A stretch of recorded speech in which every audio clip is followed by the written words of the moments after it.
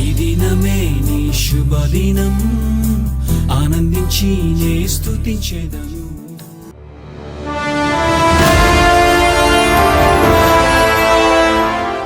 It is better for us that Holy Spirit God having us rather than we having Holy Spirit.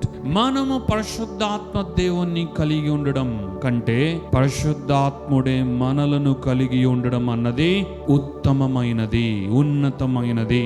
పరిశుద్ధాత్ముడే మనల్ని గనక కలిగి ఉంటే మనము అబ్బా ఇప్పుడు ఎలాగైనా నేను మోటివేట్ అవ్వాలి, ఒక 2 గంటల సేపు నేను ప్రార్థన చేసి మోటివేట్ అవుతా అని నీవు అనుకోవాల్సిన అవసరం లేదు.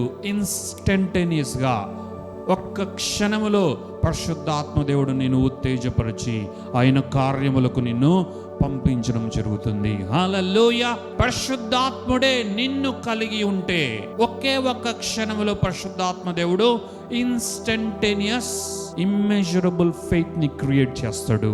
అప్పుడు వెంటనే అధికమైన విశ్వాసముతో ఒక కార్యాన్ని నీవు పొందుకోవడం జరుగుతుంది.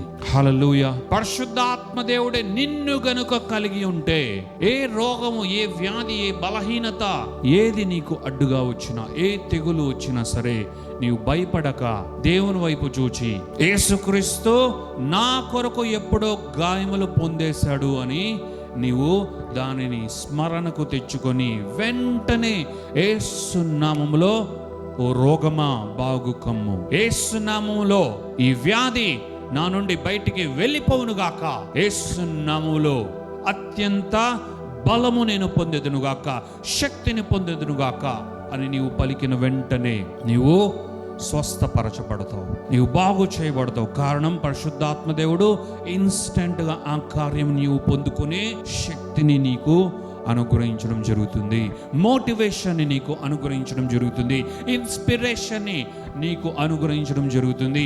ఆ సత్యము ఎప్పుడు నీలో నిలిచుండులాగున సత్య స్వరూపయోగు ఆత్మ ఆయనే కాబట్టి నీలో సత్యము ఎప్పుడు బయటికి వెళ్లకుండా అది ఎప్పుడు నిన్ను వెంటాడుతూ ఉండి నీవు దేనికైనా సరే సందేహించవు. విశ్వాసి అంటేనే మరొక వైపు అవిశ్వాసము. విశ్వాసి అంటేనే విశ్వాసులు ఎలా జీవిస్తారు?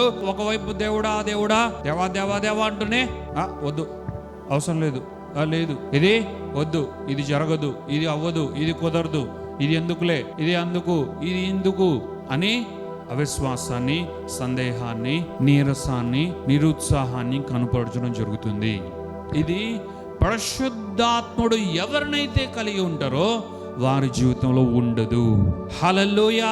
ఎందుకు అంటే నీవు విన్న ప్రతి బోధ, యేసుక్రీస్తును గూర్చి నీవు విన్న ప్రతి వాక్యం, ప్రతి ప్రత్యక్షతను, ప్రతి పునాదిని, ప్రతి శక్తివంతమైన ఉపదేశమును పరిశుద్ధాత్ముడు ఎప్పుడు నీకు జ్ఞాపకం చేస్తూనే ఉంటాడు.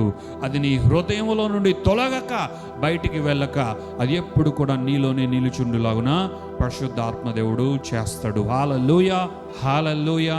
కాబట్టి మనము పరిశుద్ధాత్మ దేవుని కలిగి ఉండడం కంటే పరిశుద్ధాత్మ దేవుడే మనలను కలిగి ఉండడం అన్నదే పరిశుద్ధాత్ముని యొక్క ప్రత్యేకమైన అభిషేకపు అనుభూతి. దీనినే పరిశుద్ధాత్మ బాప్తిస్మము అని దేవుడు వ్రాయించడం జరిగింది. హల్లెలూయా.